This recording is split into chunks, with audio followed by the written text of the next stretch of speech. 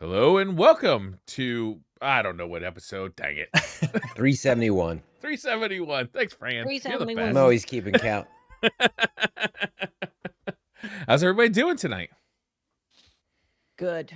Yeah? Good. You Tis a sounded great time stressed for out. video I games. jumped into the lobby that you and Mylan were in. You guys were you playing Mhm. Helldivers? Is that right? We were playing Helldivers. You sounded too, a little yep. bit stressed out. I was like, hi. You're like, hi. Yeah. She's We trying to were dive. playing Helldivers with Mylan. And just lots of screaming, diving, chucking orbital strikes, running away. Yeah, it's been a lot of How fun. far do you have to run away when you chuck an orbital strike? Not too far. No? Mike, if you get a little bit of distance, you'll be okay. But You're really you have relying to be, on the accuracy of that orbital strike. Yes, it is a precision strike. Yeah, we can talk about it more for sure. Okay. Yeah. Lego, how are you? It's been a while. Good.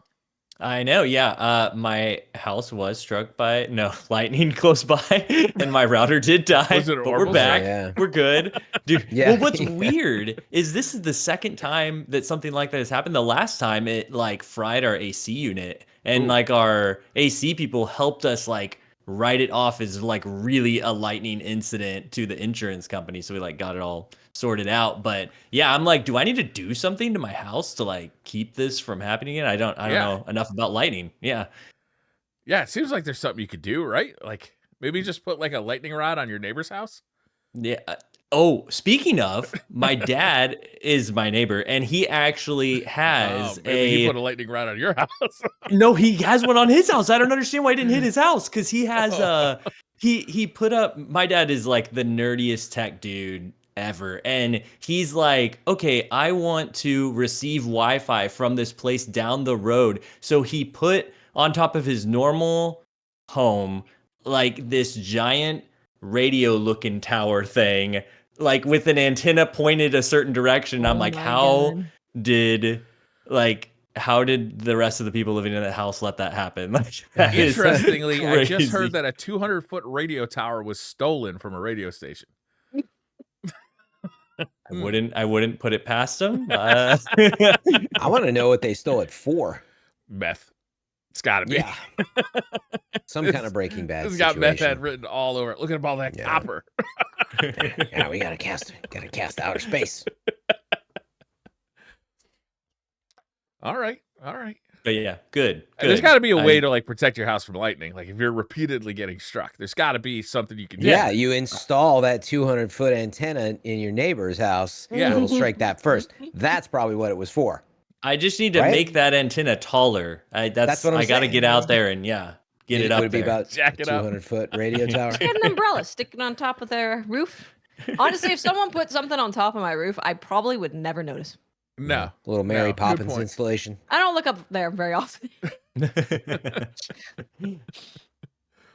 Once a year, I look up on the roof when it snows to see how well the insulation is doing. Like if it's, Yes. is it Mhm. melting Yeah. fast? Because I need to like rethink the insulation. If it's not melting fast, then I'm like, okay, I'm okay.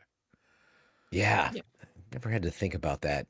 I moved away before I had like, well, I don't have home ownership out here either, but that's like an element of having home ownership in this snow, right? You're worried about the Yeah. snow melting on your roof. It's like it's one of your yearly things you think about. Ah, wow. And you look at the trees and you're like, is that going to fall on my Yeah, roof? like I grew up in Maybe. the snow. I worried about shoveling it, Oh yeah, that's the but worst. is it melting on the roof? It's like the last thing I was thinking about. One year I had to buy a snow rake. Do you guys know what a snow rake is? No.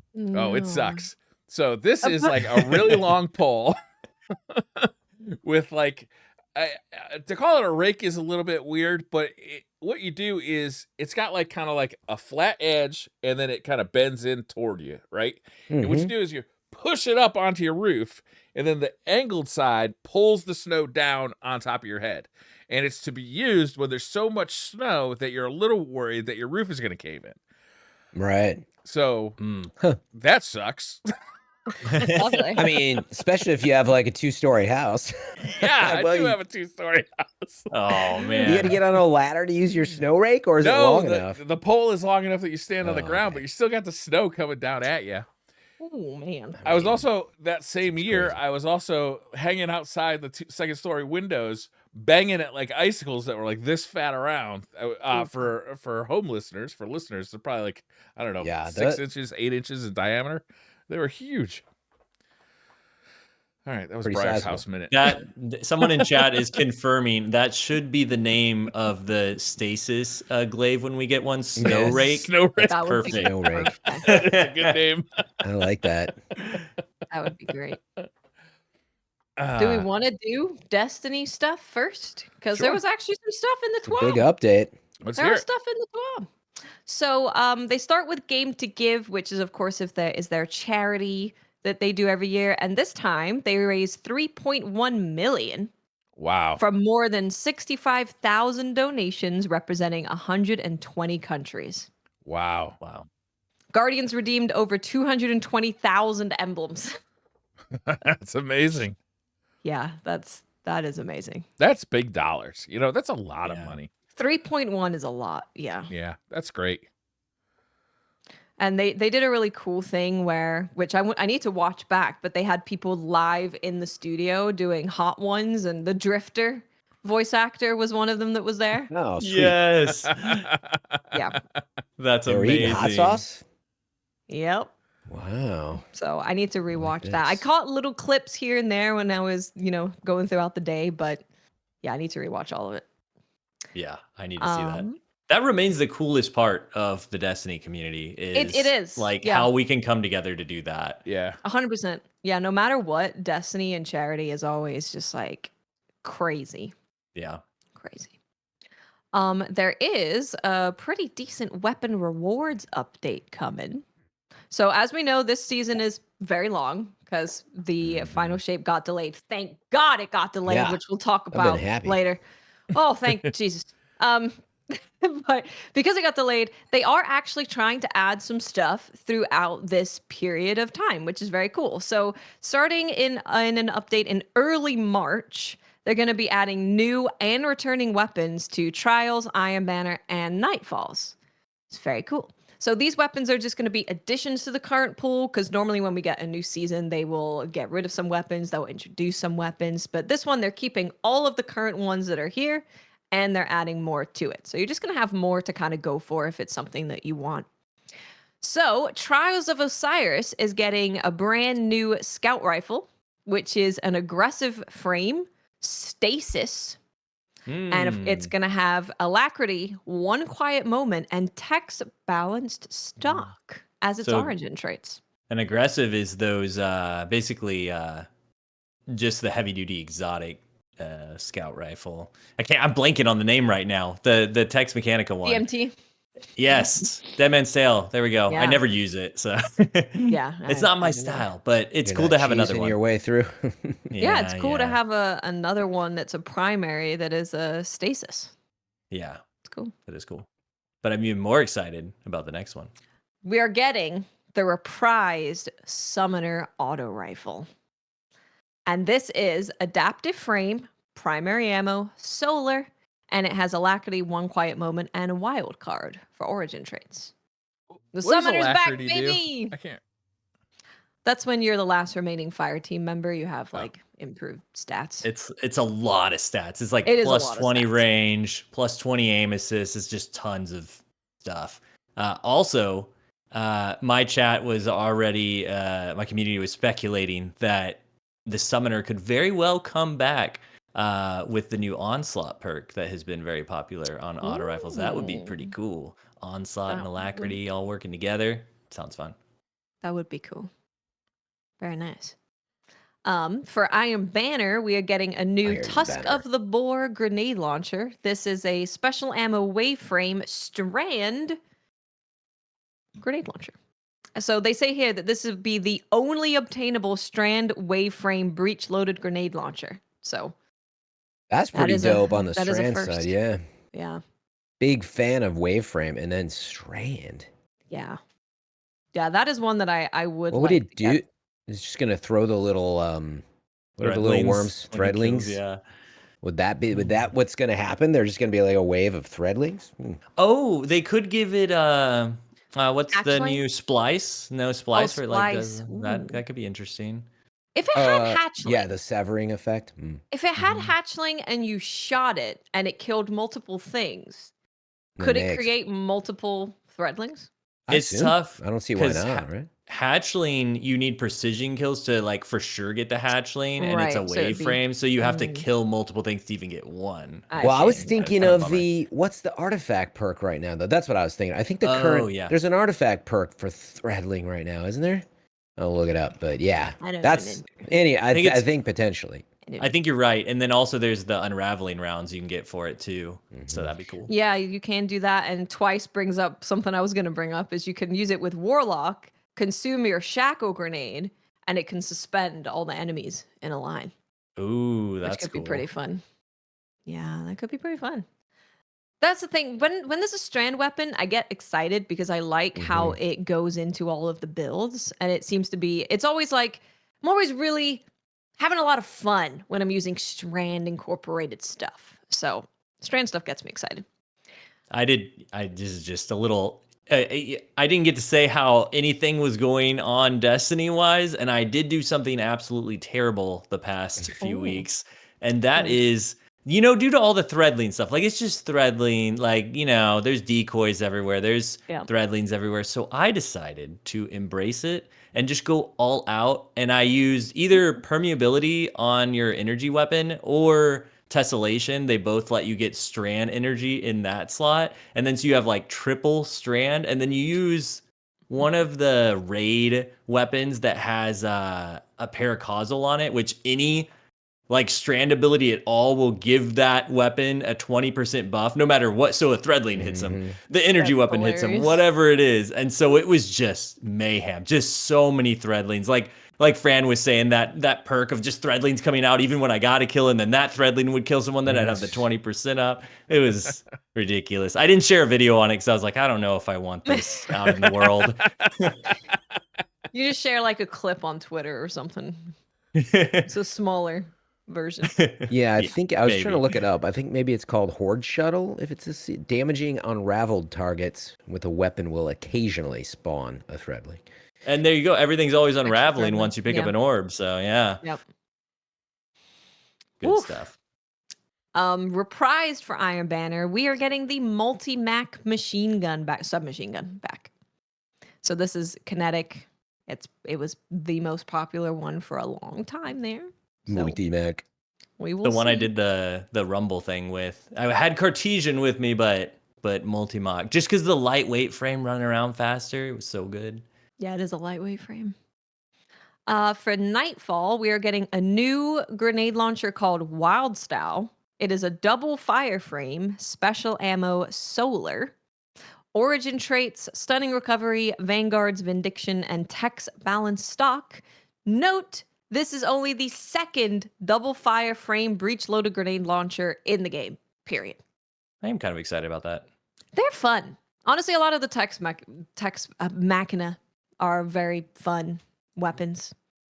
They're good. Also, chat has been really good about reminding me recently of the comment section that, the dungeons, not a lot of people have access to them. Like, not everyone True, yeah. pays that money. And the only other one of these you can get is in the dungeon. So a lot of people, this is going to be their first time even being able to play with this It type could of be their only weapon. one, yeah.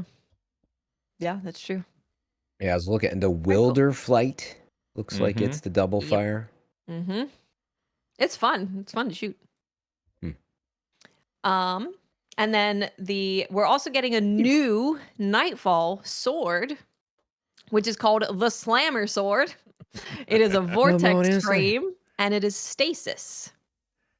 So they do note that this is only the second stasis sword in the game with the cold steel trait besides the dawning sword. And this Ooh. is also the first vortex frame stasis sword. Interesting. So they're actually adding some Yeah. good weapons here. This is like a good addition to the arsenal that we have, and it's spread across Trials, Iron Banner, and the Nightfall. So this is really good. I was really Yeah. happy to see this. And I'm impressed with Yeah. the release schedule too. Like it's all coming starting March 5th, which is less than a month away. So Mhm. Yep. Not too far March away. 5th, and then like every week it's adding something new. Yeah, I was gonna say we keep talking about that fire team finder. So for me personally, what Yeah, sticks same out to me, life. I'd set my watch for that March 19th, week 17. It looks like for that slammer sword would be potentially a good one to go in, drop the fire team finder, and get into a higher level activity without matchmaking normally, and then up your chances to get that pretty easily. Right. Hopefully, Very nice. And then they just give you like the Season of the Wish weapon pools, what the weapon pools are gonna be when all of it is out. It is quite a few weapons, so if you want to see all the weapons, you can go and read it. But it's what we currently have plus the ones that we just said are being added. So. And then it says upcoming loot pools. So they said that to account for the length of this season and upcoming episodes will be longer than previous Destiny 2 seasons, we're increasing the Nightfall weapon pool to 8 weapons. The plan is for Trials of Osiris to return to 6 weapons in rotation to allow its adept weapons to have more chances to be featured, taking into account the weeks that Trials will be disabled because of Iron Banner. So they give you the whole rotation of all the weapons that you're going to get. And it says here, unrevealed weapon A, unrevealed weapon B, summoner, prophet, stasis rifle, incisor strand, trace rifle, eye of Saul. I kind of want all of those. trials. Yeah. Kind of want all of those. Although I did get a really good trace rifle because I spent way too long trying to get it. We'll say that trace rifle is the best trace rifle I have played with in It's the game. really It good, feels yeah. so good. And I don't really like trace rifles. And you start using that thing, I'm like, oh, okay. Yeah. I'm just curious with all this loot. What's your vault at right now? My vault? What's the number? 599. Just one Watts? space to be able to transfer It's between loading. characters. See, you're optimal. I like it. Watts? It's I mean, if you had to guess a range, are you like 582. Yeah, Ooh. exactly. Mm-hmm. Although rest I my haven't case. played since December. Yeah. So And there's no wrong in it. There's that. I haven't deleted anything for 2 months. I'm not going to go off on the whole thing, but I think I'm just looking at it. I'm like, all the loot sounds great. As I always talk about gear management, though, I'm like, I just don't want to. I got to look So, through and like decide. for me personally, I could delete probably like 200 without Me even too. thinking about it. Oh, you wouldn't I just even. go, You wouldn't worry about looking at what it is. No. So you don't worry about losing the Wilder flight. It's your only other double fire, and you're like, nah, I don't really care because there's a new one coming. But I See, have so like out of But you see what I'm saying? 582 things, there Right. are absolutely a lot that I do not need. Me too. But what I'm saying is you have to look at it. Therefore, it requires time. I mean, And I that's the only have stigma. like one of the grenade launchers, so I just don't delete Yeah. that one grenade launcher. Yeah, I Just mean, delete again, it. like that's the right attitude. I think that it's way too optimistic, though. And again, I try to remove this stigma of the whole like Dado needs to get into your vault and like help you grocery shop. And like, Dado's incredible, and you would benefit if he did that. But like, he'd be doing the work for you, and he'd probably be a bit faster. But he's still gonna spend an hour. He's still gonna spend 90 minutes or whatever it is. And like to me, that it's always gonna pile back up. And all I'm really getting at, I'm just waiting for the day. Gear management tool in the game that helps like refine. You get that new grenade launcher and it says, hey, like whatever the tool is, at a minimum, it shows me if I already have it. But then, anyway, I can guarantee I went off on it. that you have probably 20 things that you can delete without really looking at anything. You can just be like, Oh, I do. that It's thing, called delete it. infusion material, which is sitting What there do you need infusion material for? We haven't because had if a I go into that level Nightfall increase in Or trials. Yes. like or a trials, year. yeah. Nightfall trials, you change your build. Now you need infusion material. They predicate the whole game on just go out and grind for some more power. I'm like, are you kidding me? I'd rather just. Yeah. My only point there was you're right. It's junk. And I agree with you. I want to delete it. And that's one of the solutions to the vault is we shouldn't have infusion materials sitting around. I got like 20 of them in there, 5 slots per thing. And my problem anyway, comes when I got like 5 of a sniper rifle that I know is good, and I got to go through them one by one to figure out which one is the best one. Yeah. Because I know I want to delete 4 of them. Oh, yeah, but which one do I want to keep? Which one is the best one? And I got to like compare all the perks on them. And I only bring it up because it is, of course, it's awesome that they're adding all this new stuff to the game. Like that is Destiny, but it does require gear management, and it's interesting to still be on. Like we're going on year 10, and all our vaults are full because like we want to play the game, you know. I think that's a good sign, right? But as I always have to bring up, I'm like, my vault's full because that is the very last thing I will ever do, because I'd rather hop into that Nightfall and keep grinding, you know. But they're very smart, right? I always bring up who will be the Apple iOS of gear management. I said I wasn't going to go off on it, but I did. But really, it's keeping me from playing the game on March 17th, whatever that date is. It literally keeps me from playing the game because I'm like, oh, I'd rather spend this half hour playing this other game or doing this other thing. Or anything. It's a good point. Anything but vault management. And I'd it's rather not pay my taxes. Yeah, and it's again, there's a stigma of this stubbornness to like, no, because it's like taxes. It's just gonna keep coming up. So what I want is, I want TurboTax of it in the game where you like speed up my time, and like it's a genuine need across all these games. Diablo suffers from it. Like in Diablo, people complain so much. They added, for example, a search bar. You can type in double fire and it lights up everything in your like, at least it's a step forward. And Diablo's only been out less than a year, Diablo 4. So that's what's frustrating is they have half of your solution already available, right? And they did it right before we went to random perks again, because they brought in the system where you can see every weapon and which ones you've acquired in your collections. Yeah, but the problem is you can't grab from collections randomly rolled gear. And so what they have to do it at some point. I don't see a way, unless they want to continue to increase vault space literally forever. Yeah, I don't want that.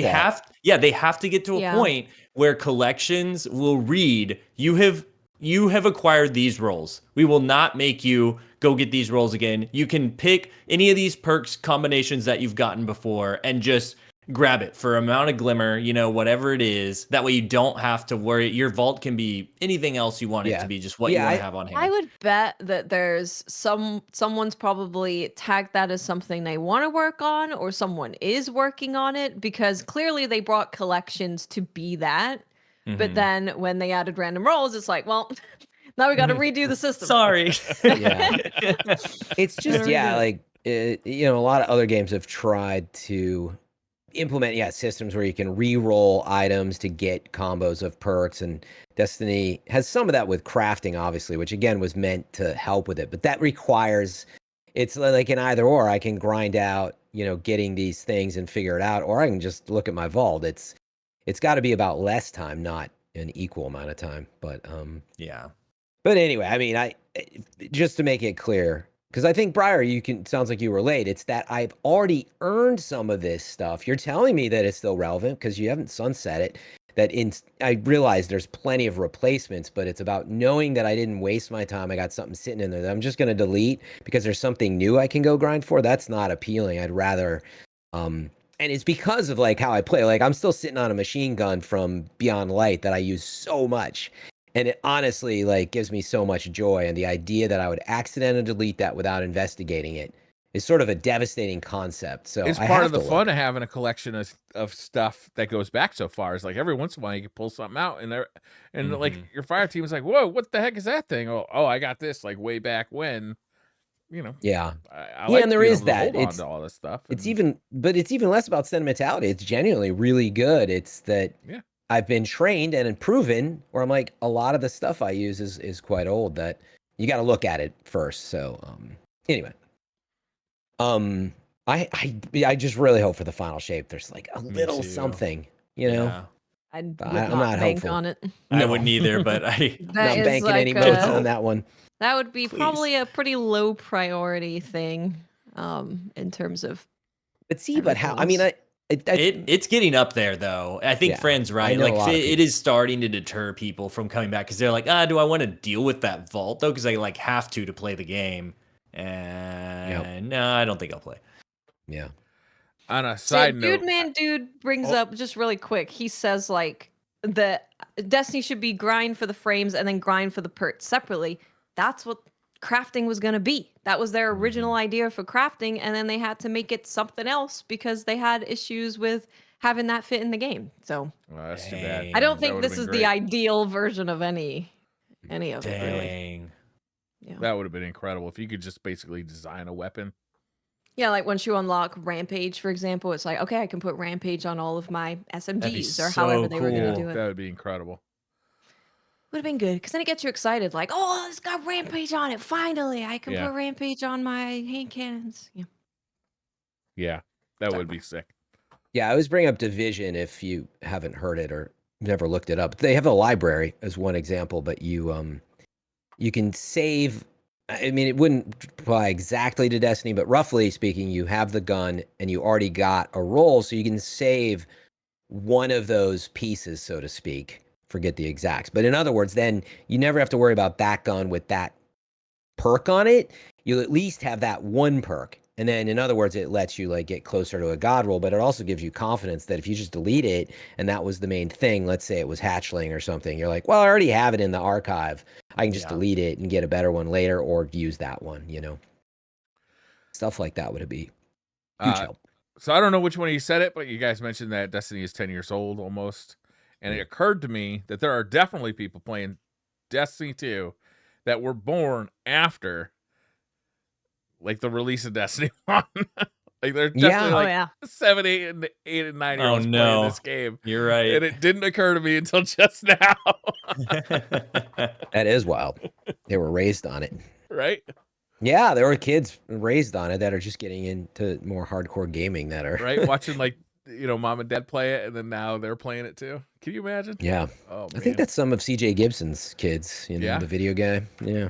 From That's Fire cool. Team Chat. Yeah. Anything else in the swap? They gave Iron Banner dates, so April 2nd and April 30th are going to be your dates for getting the new Iron Banner stuff that's being Oh, wow. added. They are also adding That's far away. 700. Well, the update comes in March, and then they're of course adding like trial stuff. So, Yeah. they're also giving players 700 bright dust each week leading up to the launch of the final shape if you starting March 5th. So Just 700 log bright in, dust a week. please. We'll give you cash.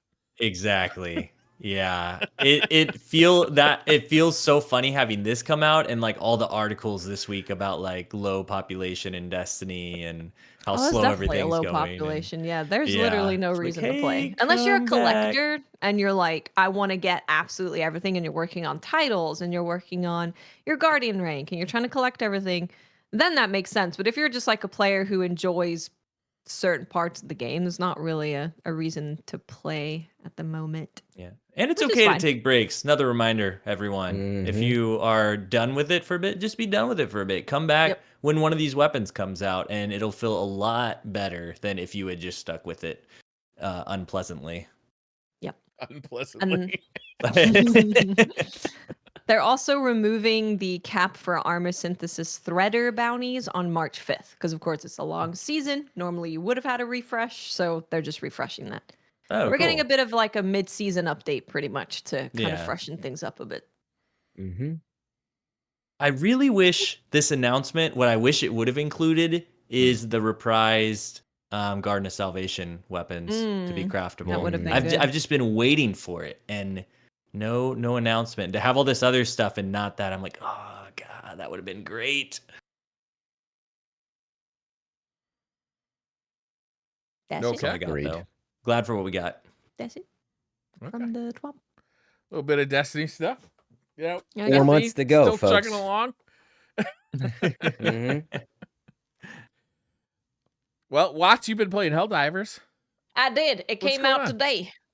It's very interesting. So I've just been playing. I haven't looked at anything about it. And I go out to the living room. I tell Tomo, like, hey, we might have found a game to play when we can't get, max amount of people to play League of Legends. Helldivers is really fun. And he's like, I've seen that the reviews are like not great. And I'm like, really? What's going on? What's happening? So I still haven't looked at anything because I went right into doing the podcast. But the game I can definitely see it's pretty reliant on playing with other people, whether randoms or friends. When you get to harder difficulties, you're not really going to be able to like load in purely solo to them and manage to complete the stuff. Also, I think the quick play option where you just find a match with anyone who's looking for someone to join. I think that's broken at the moment. What kind of And I game think is it? crossplay is maybe broken. Is it? The kind of game that launches with online connectivity that doesn't work. It Connectivity. is So every game. you can join your friends. Like I was playing with Mylan for like 5 hours, totally fine. I could join anyone on my friends list, totally fine. It is if Starship Troopers made a video game where you fight hordes of bugs and robots and you have to do objectives and then extract after doing it. Okay. Okay. Is it anything like Outriders? No, because it doesn't have like so. The main overarching thing is that so right now there's like an invasion of bugs, and the entire community is working on killing all of the bugs in this area, and then it unlocks the next part of the map, and it's all new stages to kill. Like you're pushing back the threat essentially. So will everybody's tell working you- as a team, like all the player base? Yes. Yeah. Interesting. And you can see the percentage changing in like live. You can see the percentage like going up of people pushing the bugs back. So the whole community is working towards pushing the bugs back. And then as they complete that, you get to go to a different part of the map and you do the next thing. And then when you do all of it, it refreshes. And I don't know fully what happens after it refreshes. Maybe it's like different enemies, different stuff. I'm not sure. But yeah, it's pretty cool. It is pretty cool to see that happening live. How many people is it like a massively multiplayer game? Like, are there like hundreds of people playing? No, it's 4 teams of 4. Teams of 4. Yeah, teams of 4. And it's a third-person action shooter. You have a loadout with 2 guns and then a heavy gun that you can call in. So there will be things like an anti-tank, rocket launcher, machine gun, those kind of things. You also have like orbital strikes that you can call in, turrets that you can place down, one that just like spits mines everywhere. And then you also have a grenade. So yeah, you can set up your loadout before you go in with a bunch of different guns and a bunch of different orbital call-in thingy-mahoos. Is it a little bit like Left 4 Dead or something like that? Kind of. Yeah. Okay. Yeah, it's kind of like that where you're trying to like do an objective with just like hordes of enemies kind of trying to storm you and stop you from doing it. So yeah, it's pretty a similar vibe to that for sure, where you get your friends together and you're just laughing, chaos is happening. It's like a cheesy 80s action movie just all throughout it. Yeah. It's a lot of fun if you are playing with friends. I don't know how fun it is if you're playing solo and you group up with people. From what I heard on stream, people were having like a good time with doing that. Oh, that's good. Yeah, but definitely with friends, very fun, very chaotic, very silly. There is friendly fire, which shooting, you don't actually shoot each other very often because you're in like wide areas, big, wide open areas. But you could totally kill a friend with like a grenade or an orbital strike or a mine.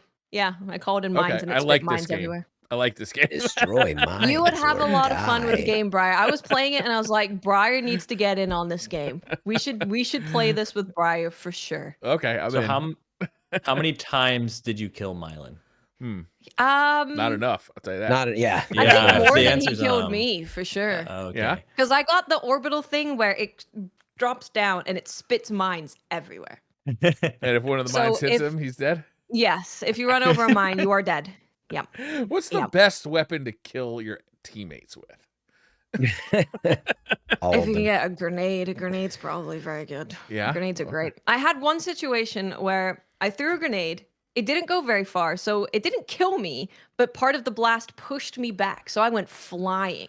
But while I was flying, I had already primed another grenade in my hand. And because I was flying, I couldn't throw the grenade, so it blew me up. I like that. You know, that's something I feel like blast physics are something that was getting worked on in like the Quake 2 and 3 era. Yeah. And then kind of don't happen anymore. I wonder if it's like a motion sickness thing where we just can't move the player around like that. Otherwise, we risk like motion sickness. But I gotta say, it is really fun, like being thrown back that far it's when a something hits you. person game too, right? It's So I third feel like you got a person, little more leeway to do something like that. Yeah. It's I think really it's funny. the tech that's been challenging. Yeah? Just Really- things have gotten so complex, but then you have all the server sync and Oh, sure. frames are faster than ever and all that. Just all of a It's sudden the combination. grenade has It's to the like same as like I always complain about. Remember, you could pretty much shoot out every light bulb in games of that era as well. Yeah. Like started to be, ooh, I can shoot the light out, and then now like Mhm. you can't shoot out a light to save your life. Like 1 or 2 games. I mean, you can, but it's very rare, right? You'd be surprised in Yeah. modern games, stuff like that. But I think Man, yeah. it's like they kind of are busy with other stuff. Did But you yeah, happen to getting play knocked the back, man. Half-Life game for VR, Fran? No, I wanted to. Okay. Alex or whatever it is. Yeah. That was sick because you could just walk But- up to a table and start messing with anything on the table Yeah. with your hands. Just like pick it up and inspect it and put it back down and stuff like that. Dude, It was real-time amazing. physics abound. Man, it's I think they've done a really good job with how what you do interacts with the world. Yeah. So you throw down an orbital strike and you just see aliens just explode and they're flying everywhere and there's a big crater in the floor where you called it in. That does Um, sound fun. The game it does get pretty tough. Like you have to start really working as a team, and it got so difficult that we couldn't really kill the the bugs fast enough with our guns. So if I would die, Mylan would call in my reinforcement. He'd throw it down, and I would move my pod to land on the bug and kill them. Oh, like a dropship, like you're the Cabal. Yeah. Cabal, yeah. Yeah. Yeah, I did that a couple times. Is that what this game is? You're now playing as the Cabal?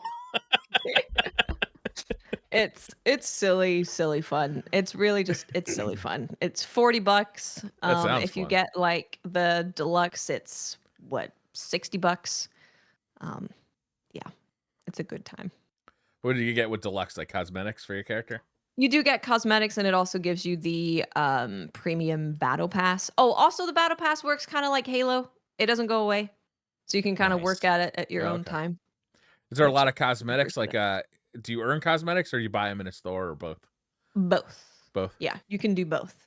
So both How- the free and the paid battle pass has cosmetics. How And the easy storm- was it be to create a stormtrooper? Well, I think you kind of look pretty stormtroopery right away. It seemed like it would be pretty Just with easy, a right? big cape. Yeah. And Okay. like from looking at the cosmetics in the store, you can buy like the full outfit for $2. I was like, okay. In terms of microtransactions that I've seen, they seem pretty fair. What I have seen people be upset about, which I think is totally fair, is that there are guns in the free and the paid battle pass. So the way that the battle pass works is a little different. So it's not like you go from 0 to level 100 and you collect things along the way. You get things called medals, and then you have some things that cost 6 medals, some things that cost 3 medals, and you kind of just pick and choose. And then to go to the next part of the battle pass, it's like you have to spend 8 medals to buy something from this tier.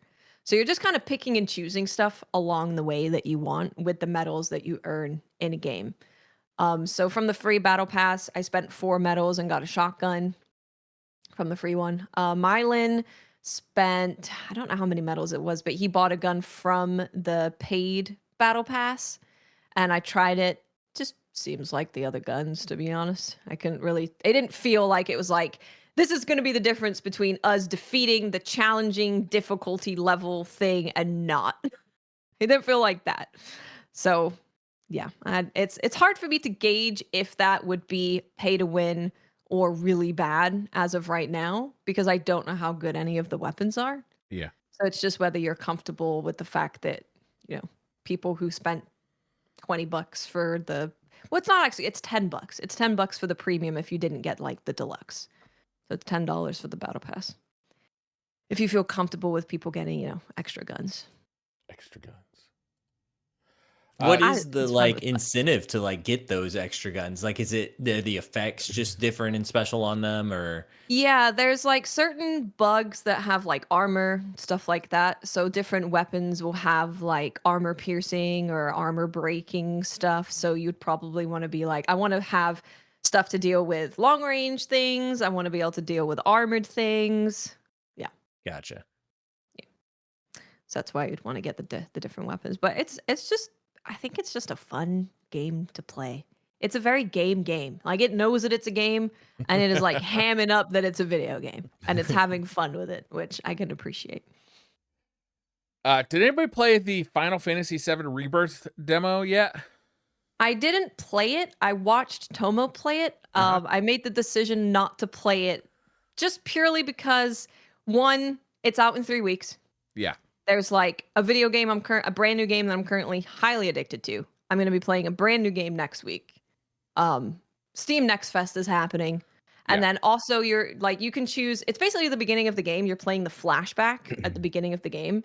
And when you go into the full game, you can choose to skip it. And I was like, I might actually prefer to just like go right from the flashback. With that long in between, I could see that. Like you might forget, or you might want to just have it fresh. Yeah. I think it's also just going to make me want to play the game more and be mad that I can't.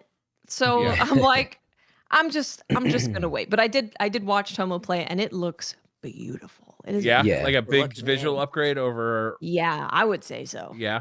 And he was playing in performance mode, so that wasn't even like the 4K graphics mode, and it looked He's my hero. so good. Yeah, they did a big state of play. The state of play was insane. I was watching it just like, huh? This game is like every game in the game. They're saying it's going to be 100 hours. I bet it will be 300. This is ridiculous. This is a silly game. It's crazy. They wrote 400 songs for Rebirth. What? 400 new songs. That's 400 crazy. new songs? Is this game supposed to be 100 hours? What was remaster? It was 100 hours, right? Not remaster. Was it called a remaster? Remake. It was called Remake. It was like 30 hours, right? I think it took most people longer. It took me quite a bit longer. Yep. It's one of those games. It depends, right, on how much you're doing the mini games, how much you're grabbing everything in town. I found every one of those Easter eggs cats and every one of those children. Oh god, that was the worst part about it. Have you seen the piano playing mini game in Rebirth? I'm gonna be spending like 30 hours playing that thing. It's gonna be ridiculous. Yeah, they have like chords and different keys you can play in and all two this stuff. thumbsticks, and you're like, it has chords or notes around the two thumbsticks. So you're like playing Final Fantasy music with the two thumbsticks and moving them in a circle. Awesome. I'm excited for this. I can't wait. I'm also I'm a little torn on playing the demo, but it does look amazing. Yeah. I would say if you don't have anything else you're really wanting to play at the moment, I would just play it. Like if it was a low period, I'd be like, I'll just play it. Sure, why not? But I got addicted to a game, so. Yeah, in hours, it looks like maybe the director, I would want to confirm, but it had confirmed it could still be like finished in 40 hours, but that there's like 100 hours of fresh content or something. 100 hours of content in there. Which is like, I'd agree with Waz. I mean, I think that's for it being Square and what it is. I mean, yeah, of course. Like, I wouldn't doubt that at all. I wouldn't even, regardless whether it's 40 or 70, like this game looks like it's got tons of content and value to it. Yeah, they're like you're visiting Zach's hometown and Red's hometown. You're basically visiting every character's hometown. There's like every mini game ever. They added a card game in there that looks like a take on Triple Triad. Yeah, deck building game. You mean that one? Yeah, I'm going to be going around like challenging people to card games for 20 hours. Yeah, it looks like it's got a ton ridiculous. of stuff. And they talked up more, I believe. I still didn't quite process it. It looks more open world now. They got a lot more like open world exploration to it. Yeah. Which is like, that was the thing that Remake didn't really have.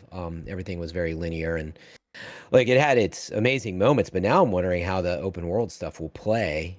Obviously the original Final Fantasy VII was more that, wandering around outside of towns. Yeah. I did watch a video from Maximilian who has played, like, he's gone to multiple events for Rebirth and played it. And he said that the open world feels much more like Elden Ring-esque in the way of, like, there's things that you will see that will invite you to go and explore them and figure out what's over there. And it's not like things just riddled with enemies. It's not like there's going to be flying wyverns over here and there's a freaking fireball dude over there littered across the whole map. It's more like, oh, here's a thing that I want to go and explore. Yeah, that was interesting. I think, the game's sure to be pretty amazing. Remake was already really good. Yeah. Other than, for me, it was the one around town finding cats, sort of mandatory stuff where That was my only complaint with the game. yeah. Really, there were some technical issues, but easy to overlook. I thought, minor. but yeah, those side quests were not great. And they actually Yeah. spoke directly to that. They said, we heard people's thoughts on the side quests, and we think we've made better side quests this time. So Great. Yeah, Glad and to again, hear. like hopefully it's just more optional. Like, in other words, the whole game, like, it tries to stay true to the things you remember from the beginning of Final Fantasy VII. So it like drops you into towns. You're like stuck there for a while doing just like talking to people, and like that is Final Fantasy, to be fair. But like pacing, right? If it's 40 hours, what are those 40 hours? And like the best parts of Remake, and that I'm looking forward to with Rebirth, is like when you're getting these amazing cutscenes, but you're also in these battles, and like it doing real time full motion video drops in the middle of the fights to progress, both the story and the feeling of action. Like, it was one of the best games I had played, even of recent memory, where like you're in the middle of like fighting, and your sword comes down and it goes to a completely high fidelity, full motion cutscene that's just like gorgeously scored and animated. And then it goes right back to the action, and like just that pace and feeling is like awesome. So anyway, I'm sure Rebirth's going to be amazing, but I hope that it doesn't drop me off and make me find like Easter eggs and cats in town or whatever. no, you're gonna be running after Moogles to find their Yeah. Moogle huts and befriending them. I'm going to be playing that mini game that looks like it's basically Wave Race as well. I It's couldn't remember if insane. that was There's in the 1,000 there's games so in this much. game. There's 1,000 games in this game.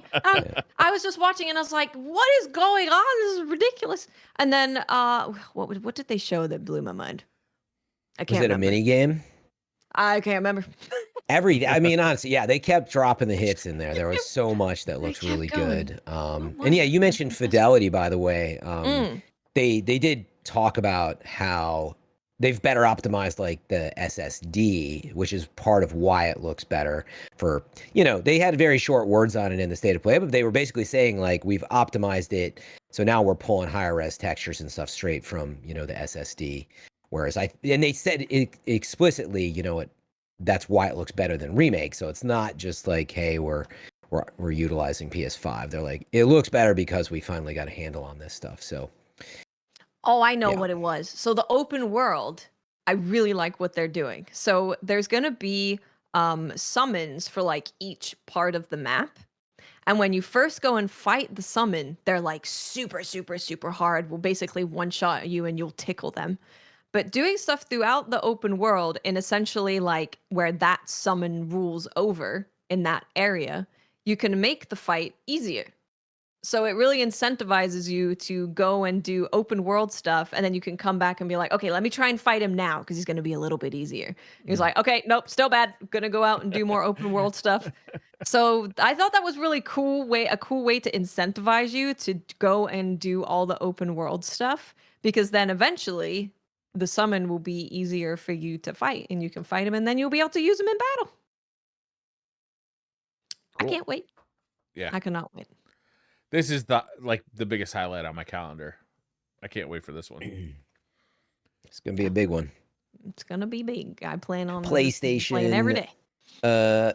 Exclusive, not Yes, PC. Yet, PlayStation I don't 5 think. exclusive. Yep. Man, the only downside. At least put it on PC as well, but nah, it looks really good. And I'm glad it has performance mode that it runs at 60 seemingly. The last one eventually came to PC, right? Am I crazy? Yeah. Yeah. Okay. Yep, I did. Well, I can't wait. I also have my new Tifa car wrap coming for my Honda Civic, so I can't wait to install I that. thought it That's was gonna for be your great. Ferrari, but that'll look nice too. Be a Very little nice. little weird on my Ferrari, I think. Yeah, you think so? Yeah, a little. Keep it classy, Unlike the Honda, I guess. That gets a different treatment. Anything else, Watts? You playing anything else you want to talk about? Oh yes, I have a new addiction. It's called Granblue Fantasy Relink.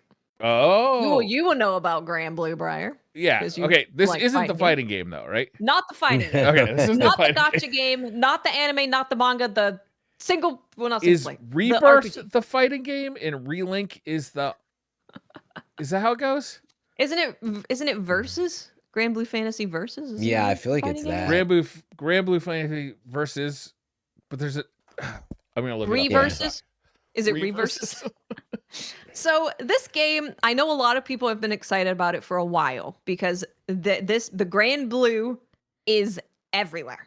There's a gacha game, which of course not everyone wants to play a gacha mobile game. There's a fighting game, not everyone wants to play a fighting game. But some people just really love the lore of the anime and the world and stuff. So they announced that they were making this action RPG, and it's not no pay to win, no gacha. It's just you buy the game, you got the game, and you have all of the characters.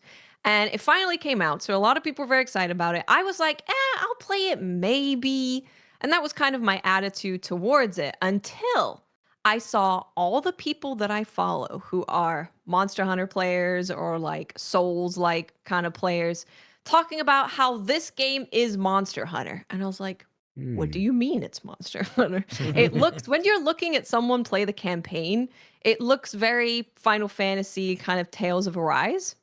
So I was like, I don't get it. How is this Monster Hunter? But they have an entire end game, and the campaign also continues past the end game a little bit. They have an entire end game that is you taking on quests to hunt a specific monster for specific materials, to break parts off of them, to craft weapons and upgrade your characters. And I was like, yeah, no, that's Monster Hunter. That's how it works. So I played it, and it's really, really, really good. It is very, very good. Combat is super fun. All of the characters, even there's currently 13 that you can play. All of them, even ones that I didn't think I would really like very much. I'm like, nope, this character is also really fun. And they currently have a roadmap to add new characters, new bosses, new weapons, stuff like that for March, April, and May. Nice. Are the characters like really diverse, like really different in gameplay? Yeah, they're super different. Very, very different. You've got like magic people. You've got a woman who controls flowers to do a bunch of stuff. You've got a ghost girl with a whip who has pets, so you're managing pets. You've got, of course, great swords, daggers. You've got a samurai girl who has 2 different stances that she has to manage. They're all very different, and I'm enjoying playing all of them. That's cool. The Granblue Fantasy versus Rising came out December 14th, 2023, and that's the There you fighting game. That's why I keep. That's getting the confused. fighting game. That's the fighting Oh, game. it just That came also out too. just Wow. came out. Yeah. Very new. Yeah. It's I'm addicted to it, and pretty much everyone I know who is coming to stream and watch it, they're like, "Yep, I'm also addicted to it." It's just a really, if you like Monster Hunter, I think you will dig the game. And I like to think of the characters as being the different weapons in Monster Hunter. So instead of, choosing a bow or choosing a long sword, you're choosing between the different characters. It's very, very good. Very good. Cool. Highly recommend. Anybody else got a game they want to talk about? I always got do. any Did you get to play anything lately, Lego? You're still sticking to Destiny No, still just Destiny. Yeah, I know. for life. That's how he does it. Tried and true.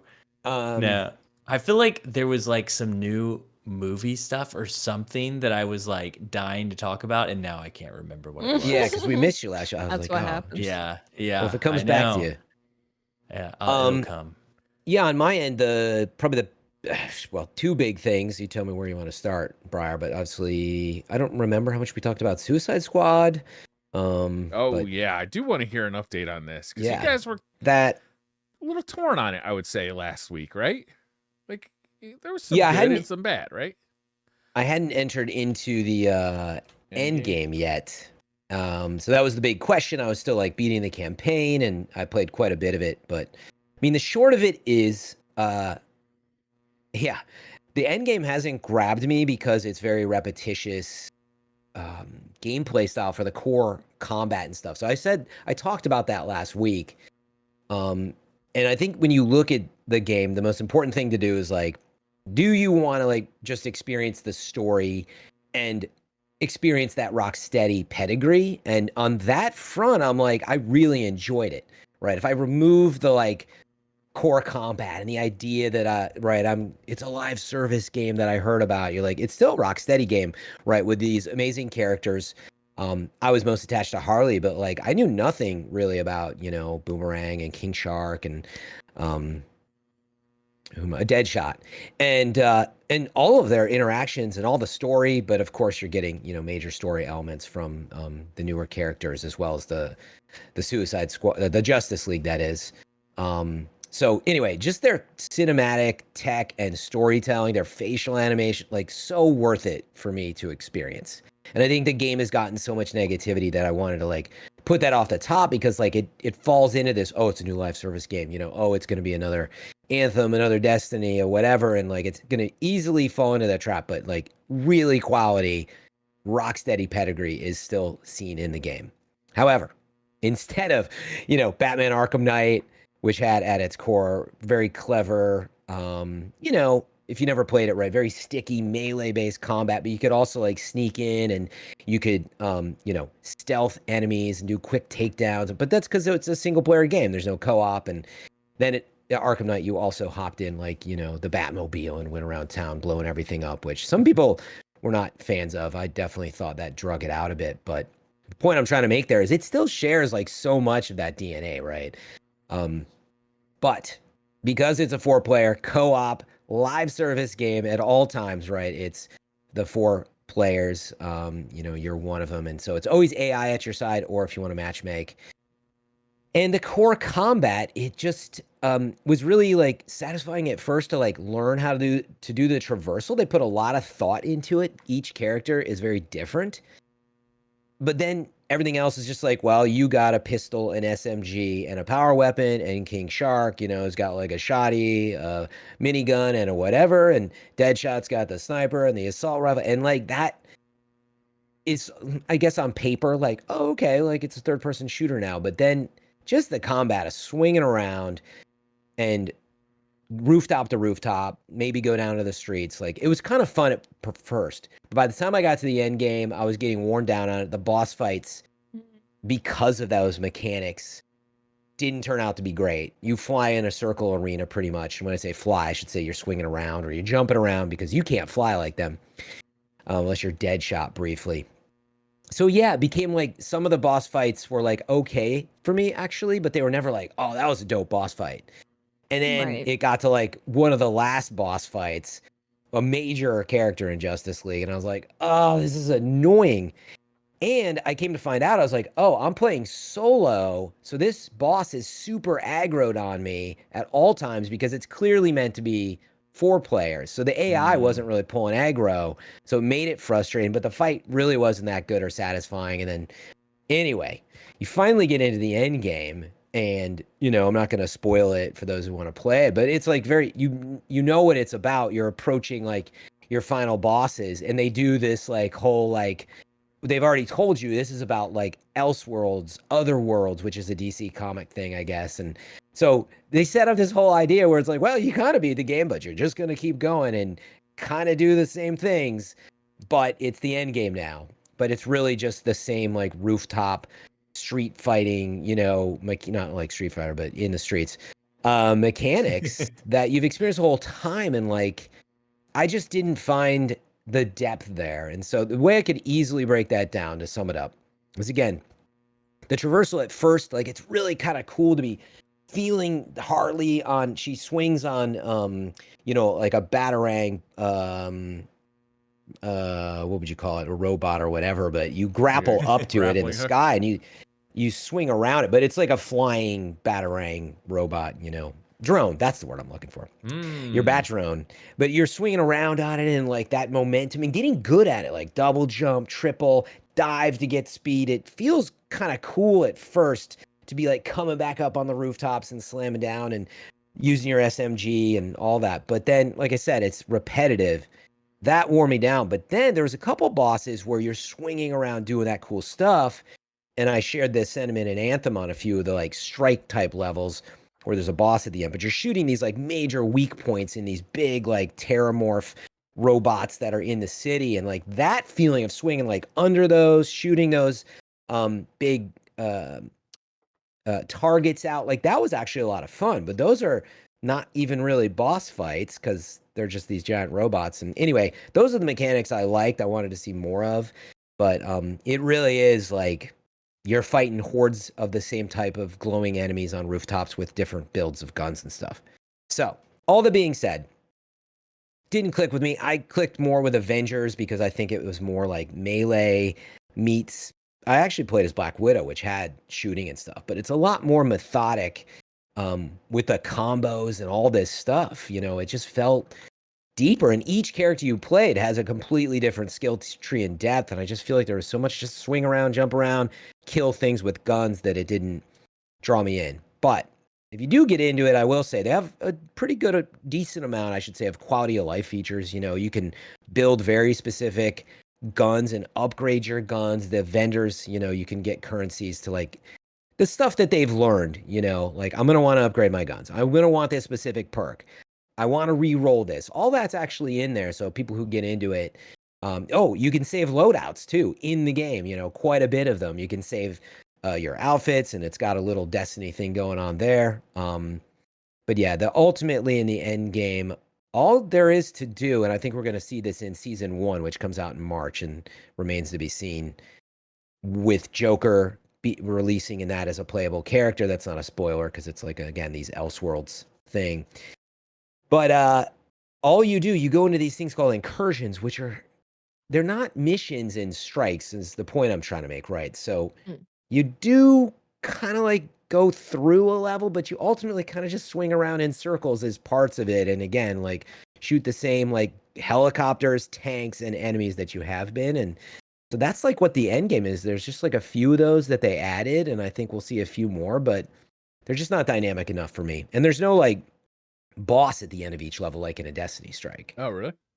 Yeah, it's like multiple corrupted tanks and helicopters and a bunch of enemies just keep coming at you. So they modify, right, like the level of the storm and the wind and your visibility and some other stuff. In So the end anyway, game, are they literally just saying like, okay, you're in a multiverse, so you just gotta like do this again and again and again? Like, is that literally? yeah, what I they're mean, saying? it is like, you know, the last boss, they basically set up that it's in multiple universes, and so therefore you're going to keep fighting it. And the worst part is the last boss uses one of the powers of one of the bosses, so it's like a clone boss even within that fight. It's not an original fight. So you get the setup that basically you're going to go fight this thing again in other seasons, but it's probably going to use like some of the powers, right? That we From one of those the rest things. of the Justice League kind of thing, like you'll have a Yeah. But again, like that. that's like what you build towards probably at the end of season. I think at the end of season 1, you go and fight, you know, the last boss again. But like right now, you're just going in these incursions. And you're swinging all over Metropolis, which it does get like changed and morphed. If you played Batman Arkham Asylum, you have an appreciation for, again, what Rocksteady does very well. You're like, oh man, Metropolis gets like kind of messed up, and you see it happening around you. It changes the world. So there is some cool stuff and things that I like about it. But if anything, I liked it mostly for experiencing the story and the campaign. The actual core gameplay hasn't grabbed me, and I don't see how they can change that for me. Because again, it is what it is, no matter what you add. So I did. So I've been watching Paul Tassie's videos on it as Yeah, well, same. and he kind of described it as, imagine if Destiny was just public events, like. right. Or no matter what you needed to do, it was just public events. You didn't have strikes, you didn't have raids, you didn't have dungeons. It was just doing public events. And that's like it in terms of your end game grind. And I was like, okay. And that's the problem, right? Is that because those activities are and I think it's if you know public events, perfect description, but for a while I was trying to find the word. I'm like, yeah, they're activities, but that is the combat and the gameplay throughout the whole game. So you go through, like, just as an example of like, here's what I liked. You know, we go to a mission, you're in it, everybody's talking to each other. These really, like, honestly, like triple, quadruple A quality cutscenes and story, you know, composition is amazing. And then you're even walking with the controller, right? Like more close up. But then it dumps you out into Metropolis, you swing around to the activity. You beat people up on the rooftop. And then you go to your next thing, and a really cool scene with Lex. You're walking around a little bit, even solve a minor thing, but then you're back out activity. That's By the time you get to the end game, it's just more of that. It's just like the corrupted, slightly tweaked versions. And so they need to add a lot more missions. Like I described, I think, like you could imagine a mission where you're going through, it's one of these big turrets that's the size of a building. You take that down, you go to the next one, and then they got a unique boss at the end that's like really matches the style. They got a lot of work to do if they plan on doing that. But one of the things that I think is going to be really hard for any new live service game is that your competition has been around for 5-10 years, building, and like, you know, how much of an investment would it cost on a pretty risky endeavor to match like the amount of content of a Warframe or a Destiny or, you know, another game that has World just of been around Warcraft. building. Yeah, like Yeah. it's a tough situation, I think, and It's very, very Yeah. difficult. So you have these games where the people who want to play live service games have probably already found their live service Yeah. game. And you can only have a certain amount of time for video games. You're not going to have time for maybe even more than one live service game. And there's this another is the same problem problem. as MMO RPGs, right? It's like Yeah, you get one, it's like you can't have two, you can't play two. it's very difficult. Yeah. And then you have the other problem of Rocksteady, their audience, like what they have built with their fan Yeah. base is like single player story, like awesome games. So that's their fan base. And I think any of us know that if you're trying to switch fan bases from maybe being a Destiny content creator to being variety, it's very difficult. Not everyone is there to be there for anything you're gonna do. So It's a good comparison. Rocksteady is like they're trying to build an entire new audience almost. Plus, they're trying to capture people who want to play live service games. It's very, Yeah. very, very difficult. There's Yeah, only it's- room for one Anthem in my life, and that spot is occupied. Well, that it's funny because that's exactly what it's been a while since I've thought like all Paul Tassi stuff, a bunch of people talking about this game online. It wasn't until Fran was talking just a second ago and talking about the traversal and everything, but how there's no like bosses and in-game and stuff. And I'm like, man, it really sounds so much like Anthem now. Like just they were like, oh, flying's really cool. Like let's dare double you. down What on are you that. trying And to then say? there's like nothing else. And then but now with this, it's like everybody says the traversal's so good, and they were like, wow, this is awesome. Let's double down on it, make it unique for every character. And it feels so good, but there's like nothing. They didn't really integrate the rest. The rest of the game's just not there. Yeah. I mean, it's striking. Like it's weird that there is Endgame. Just to be clear, right? There's those 3 incursions. The world is Yeah. morphed. You can go. The entire world of Metropolis is open to you. Although, by the way, if you get too far away from your team, that's another. They got a tech problem that you can't be on the other side of the city. You got to stay like somewhat close to each other. But there is the end game. It's just it's not like really quality, and a lot of it. You know, I would look at Anthem had actually a few missions, right, and bosses like that you could matchmake into, and like it They doesn't had like strikes kind of. Yeah, it doesn't have even that really, even though it's got these incursions. It's not the same. Crazy, right? Is like Anthem actually had more than a lot of these live service games that have come out and tried to be a thing. Yeah. And Anthem they Crazy. didn't have an end game. Pour one out for the big A in the sky. It's interesting too that a big fan. you know there's so many, like we were talking about, people who found their live service game already. Anybody who wants a live service game probably already has it, and that has created this like thing that every live service game needs these certain things or it feels empty. Like if this game would have come along before the other live service games, it would be like, oh, look at all this cool stuff you can do. Like you wouldn't be thinking about like where's the boss, or Maybe. like where are the strikes, where's the raid. I don't know. Maybe, but think about how much Destiny has relied on awesome feeling gameplay to just get us through. Right? There's Yeah. been some long content routes. We're in one right now. It has, but the yeah. shooting has always felt fun, right? They also had Yeah, the PvP. core is. Yeah. Yeah, and Which- PvP. And they keep, Definitely and now they helps. keep bringing small stuff too. Like even if there's not some like new raid or like new expansion, like there was just a dungeon like 2 months ago, and it's like that. Like it feels awesome to actually have this several layered boss fight with different mechanics you can bring people into, and to have nothing like that in an entire game is rough. Yeah, that's true. Yep. Also, I'm ready for a moratorium on the multiverse. Can we just quit it with multiverses? Like, Oh, you're yeah. overdoing it, guys. Like, it's just everywhere. It just feels like a story excuse to get out of anything. Like, we need to bring a character back. Oh, the multiverse, multiverse. Oh, we need to, we need to change up. We need to change the story. Oh, multiverse. We need to. Jesus, guys, just too much. Back it off. 5-year moratorium on the multiverse. If you got a good idea, it'll still be there in 5 years, and you can make it then. If we all think it's still a good idea, but just quit. I kind of hate that it exists in Destiny with like the dark timeline stuff. And I hope that we just like don't touch that for a little while. Like they know, okay, this has been played out. Let's just leave it where it is and keep going. Agreed.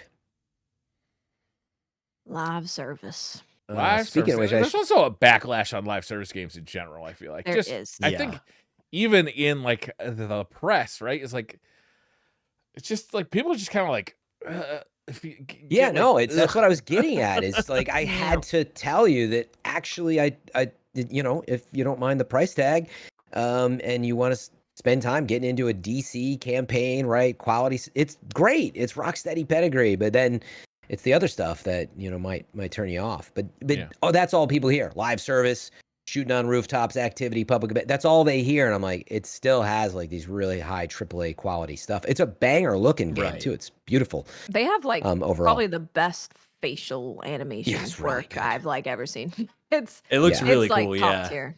I'd say it's a mastery of like Unreal Engine 4 in terms of that and the amount, and also just characters that they got some like really cool like scenes between the Justice League where you're observing them fighting each other and fighting you and so on. So again, all that stuff is more than worth checking out if you're into it, and I think you'll really enjoy it. But probably just play it on the easier mode and don't be like me and bang your head against the wall on hard mode for a while.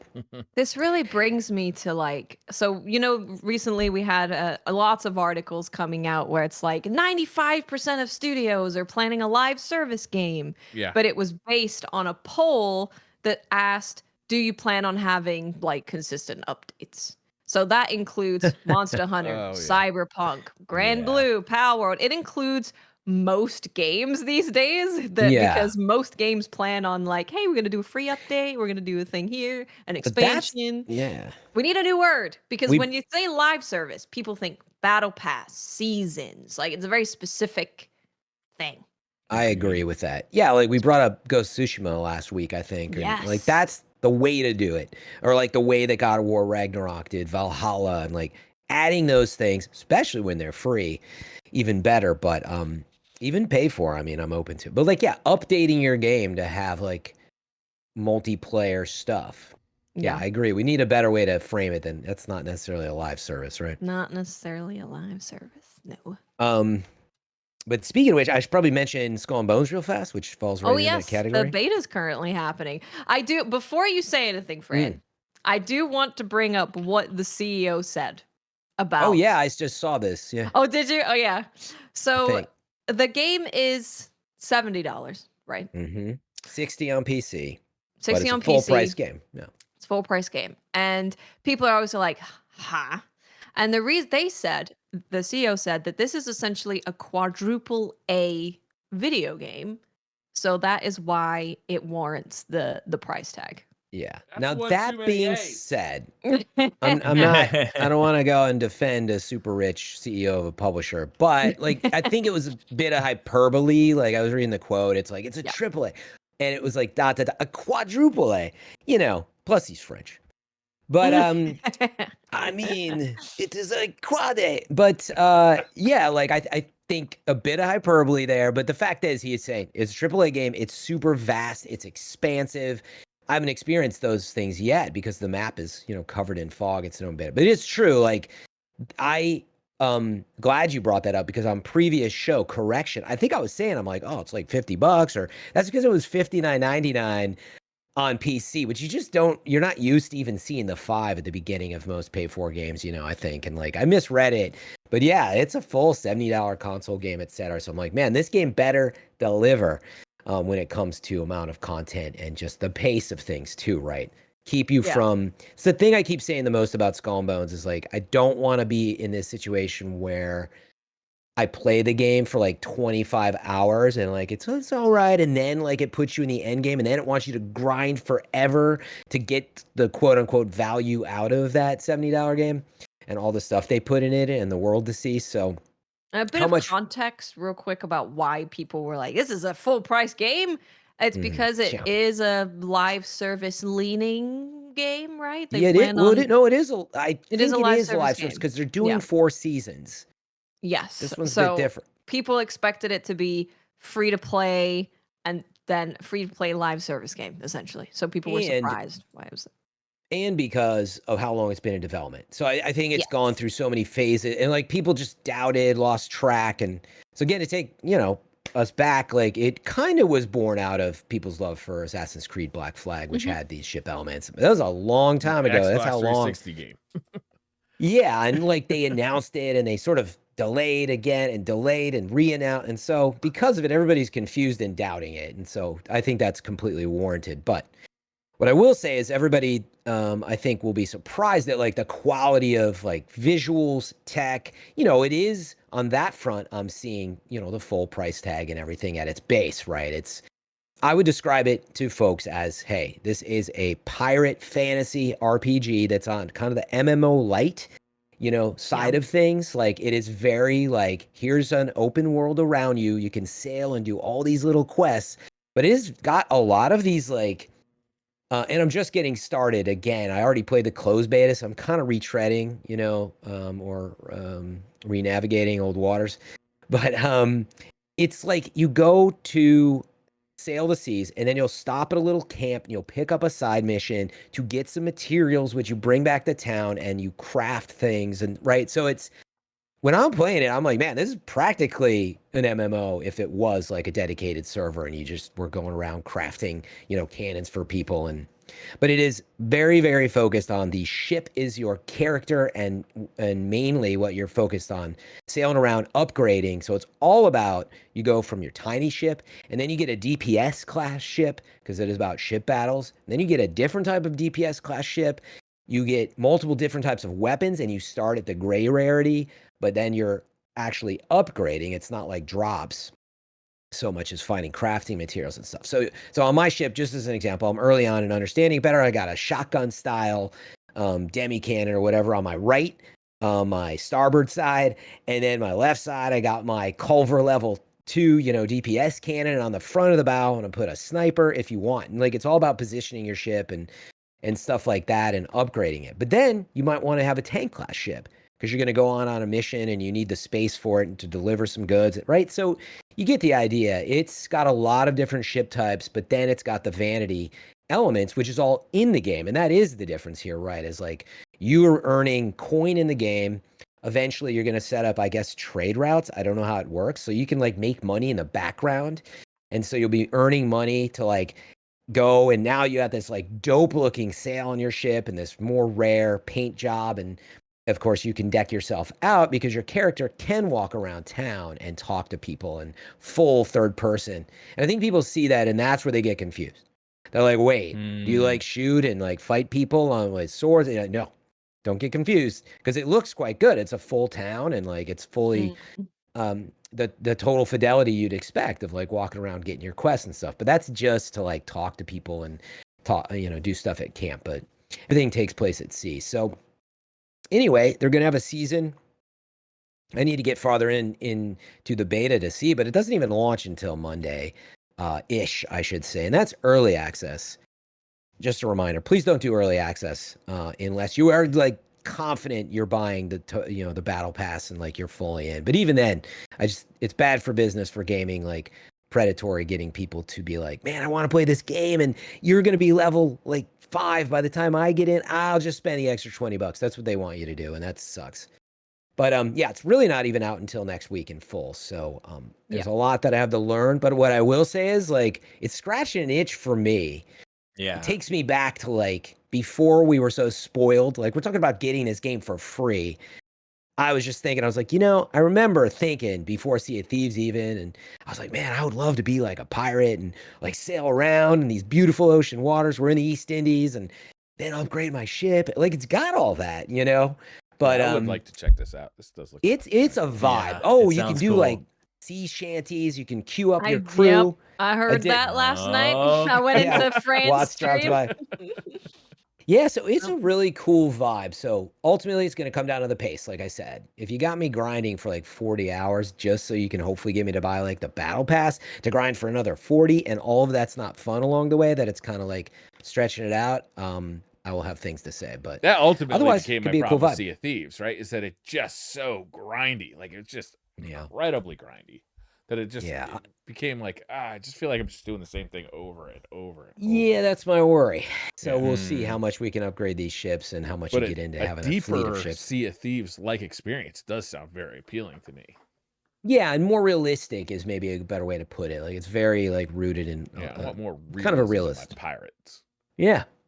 And there's So, something could be a about vibe. upgrading your ship, like the way you described it. I was like, oh yeah, I'm like Briar. I was hearing you like, oh yeah, you put this turn in the front and there's strategic like fighting whatever, and then you can upgrade it this way and that way. And I'm like, oh, this sounds awesome. It does sound Yeah, cool. and again, how deep it goes, I don't know, but they even have like status effects, right? So you can get like blaze status, I think, or one of them's like floodwater status, and they each have different effects. You'll go up against, there's world events, which I experienced in the closed beta, but not this one. But I should have mentioned, it is shared world, Diablo-esque, and that's why I say MMO light.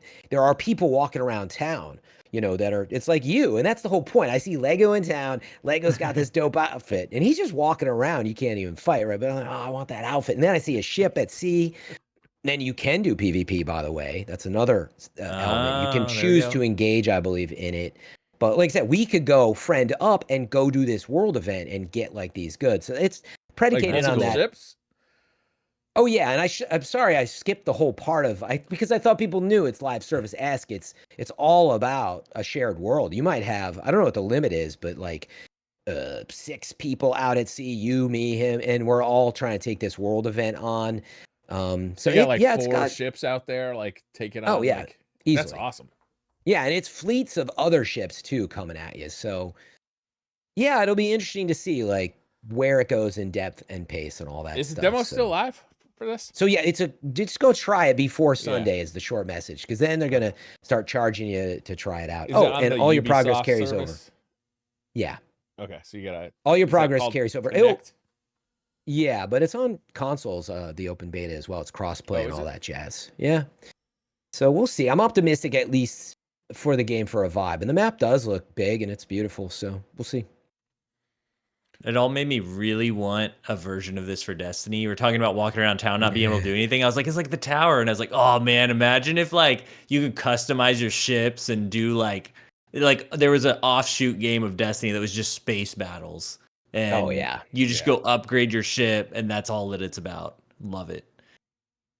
It would be cool, especially if you could bring in all the ships you've collected into that mode or offshoot. Oh man.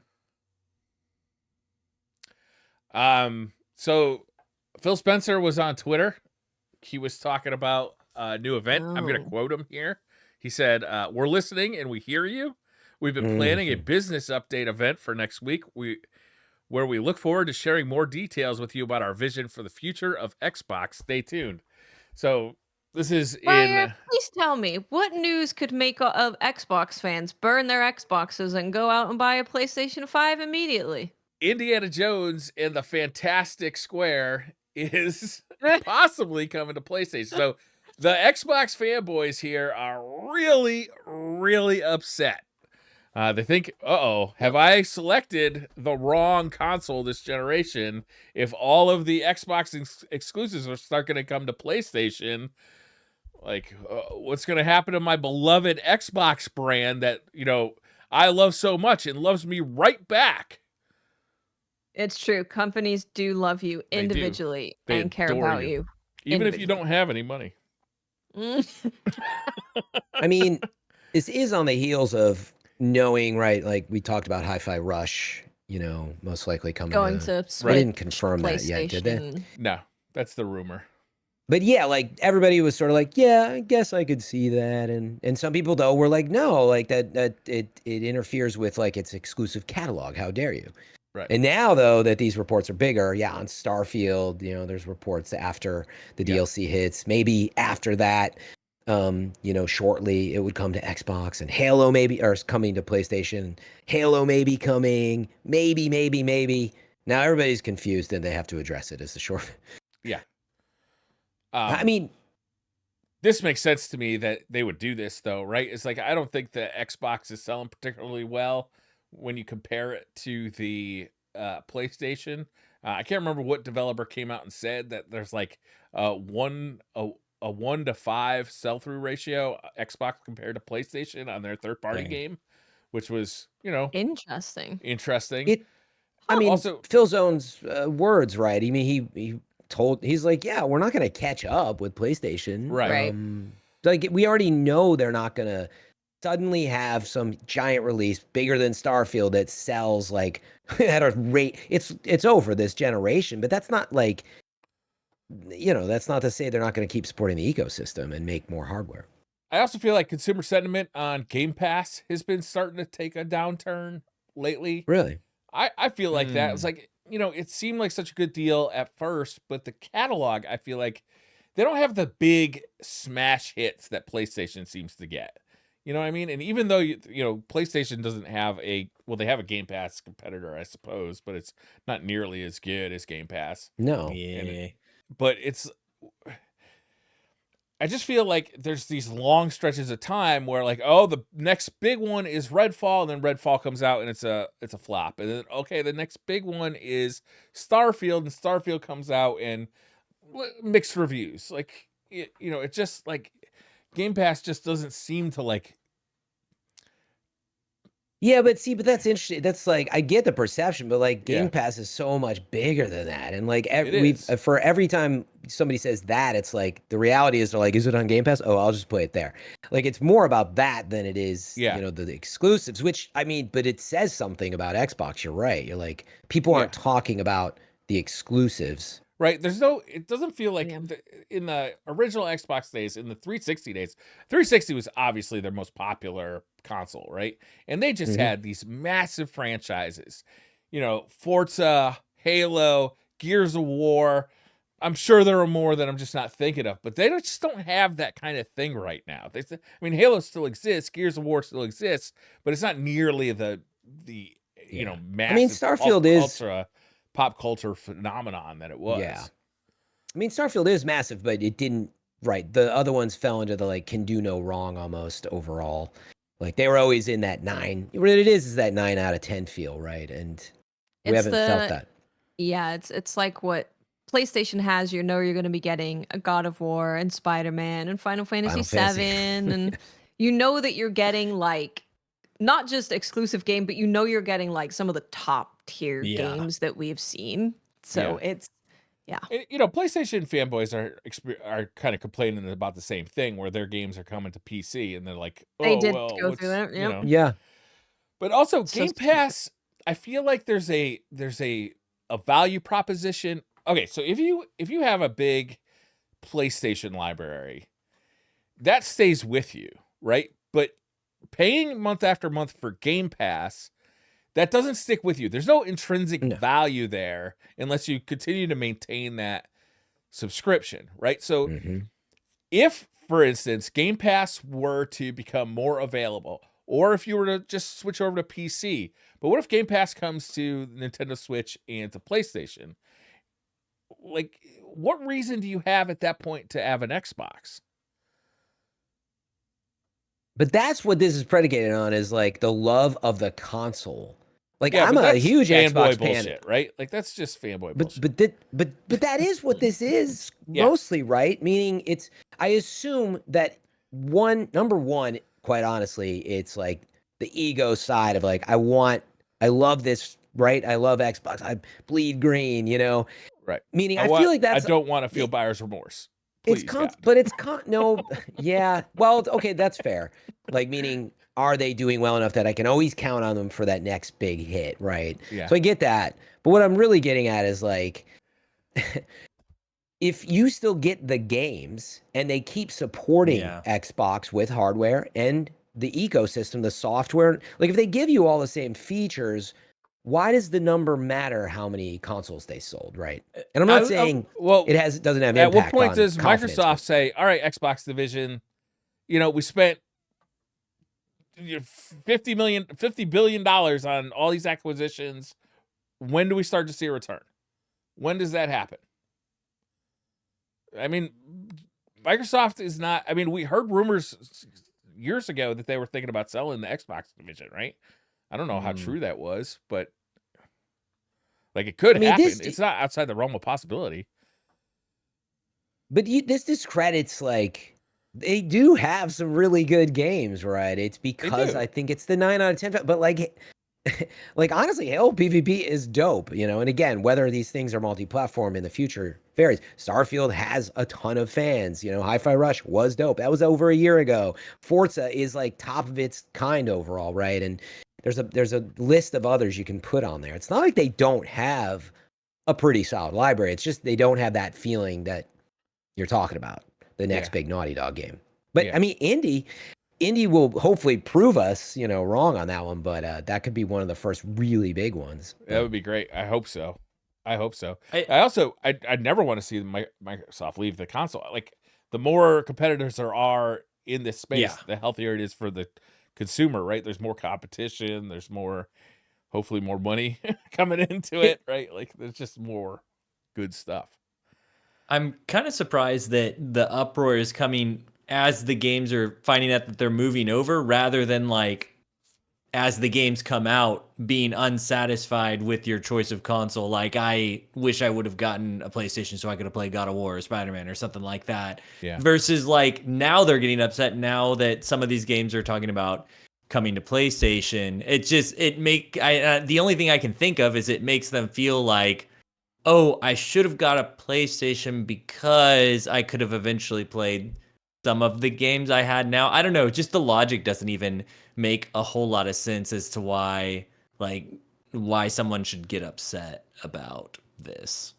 Yeah, I mean, again, I think there's like confidence in the ecosystem, and there's a lot of like, right, will they keep delivering on the quality of the console that I bought? I mean, I assume it's mostly that and all the time you've invested in it, but I think we should also draw it back to, like, first of all, we don't know. These are some leaks that were out there. Obviously, something's going on because, again, Hi-Fi Rush seems to be a poorly kept, secret. And now Phil's saying we're going to talk about it. But I think it's still ultimately predicated on it's not like they're talking about releasing, let's say it's Indy is going to come to PlayStation. Let's assume that for a second. They're not saying it's going to release day and date. It could literally be 6 months later. And therein lies the big question. Let's say they were Nintendo and it was Tears of the Kingdom and you had to wait 6 months. Like, what is the real impact? That's right. It's not like they're saying, no, it'll just be everywhere now. But let's say you're the biggest fan and you always buy like the latest Xbox console. Right. I do always buy the latest Xbox console. But are you willing to wait 6 months? And I'd be like, no. I'm going to buy it on Xbox. If it comes out early on Xbox, I'm buying Indie on Xbox because I'm a huge Indie fan. I can't wait. That is me. That's what I want to do. Yeah, and I'm just trying to make the point that like the timing matters a lot. We see that with a lot of games. Like, Sony makes you wait, year and a half, 2 years just to bring it to PC. They're ultra protective. Like, honestly, I dislike that a ton because I want to play it in higher fidelity on like PC, and they're fully capable of making that happen. But we're left waiting. But anyway, the point is like they're still highly successful exclusives. It's probably more if you're willing to wait, And all the Xbox games are already on PC, so there's a ton of other people playing it outside console already. Yeah. Yeah, every time now, right? I mean, you also do have to think about that, right? Like, they release on PC at the same time. Sony's not even willing to do that. Yeah. No. Which pisses me off, like I said. Like, 30 frames Spider-Man, I'll take 60. Do you guys want to do some Twitter questions real quick? Let's do them. Let's do it. I'm sorry, I was not prepared, so whoops. Right up in your business. It'd be awesome if the podcast ended right there. Oh, whoops. Lightning strike. Orbital strike. Kisuke Urahara says, Lego was mentioning he is terrible at remembering names, so I was curious, what's the most embarrassing thing that's happened about forgetting a name? this all started with Mylan forgetting Lego's name for a minute. I missed that. It was That's awesome. Wait, your real name or just Lego? No. He was just talking about DCP for a second on stream, and he was like, True Vanguard and hold on, guys, fusion rifle guy. Why can I not? He's like Lego guy. That's amazing. That's great. I suffer from this too. I've got like several kind of like tricks to try and help me, but sometimes, I mean, it happens with everything. I'm just a big dumb dummy, so I forget all sorts of stuff. Like mid sentence, I'll forget what I was talking about. Same. I'm like, yeah, there's what? Nope, it's gone. Yeah, it's gone. It's gone. And we are content creators.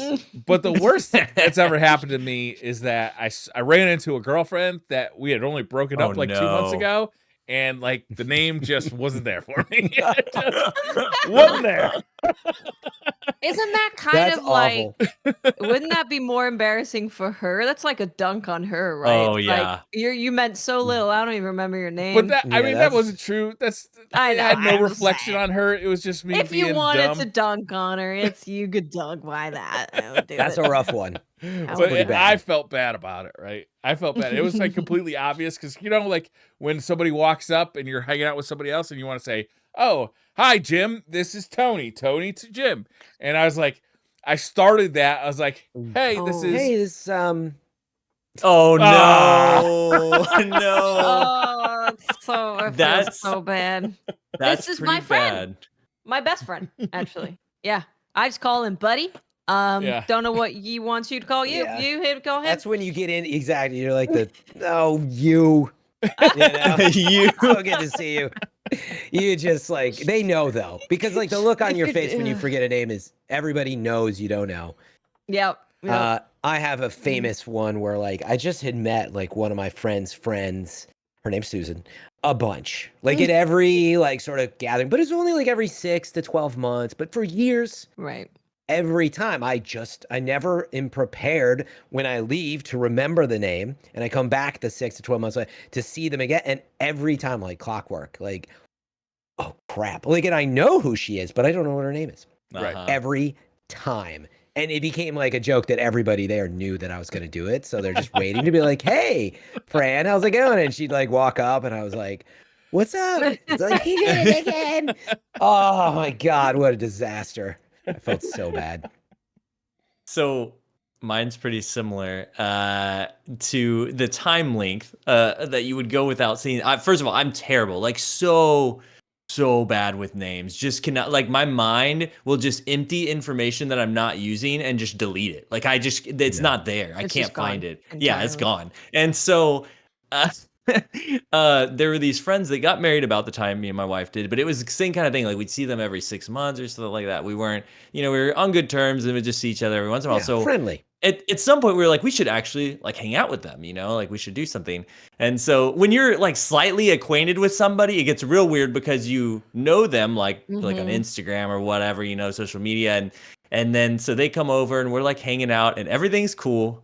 Like everything's going good. And we'd hung out with them maybe once before. But then we get to a point in the conversation where they're like, yeah, so-and-so. And they mentioned some name. And they're like, did this in the house, whatever, the other day. And I was like, so-and-so? Is that y'all's cat? Do y'all have a cat?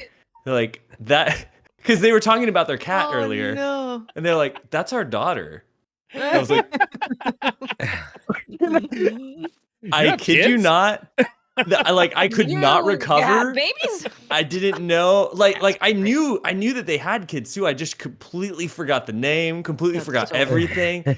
And then I just froze. I was like, I didn't my mind just blanked, y'all. I'm so sorry. And then it just got awkward. And then we finished the night, and I swear we haven't hung out since then. And that was 5 years ago. No. I haven't talked to them.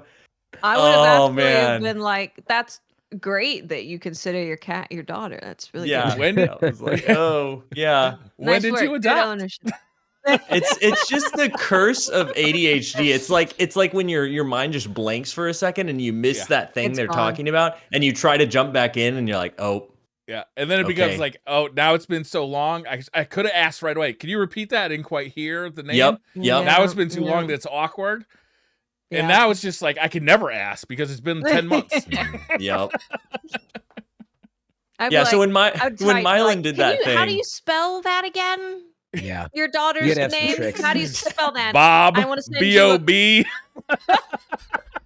Yeah, it's oh at man, least you just look stupid. You just look stupid, not forgetful.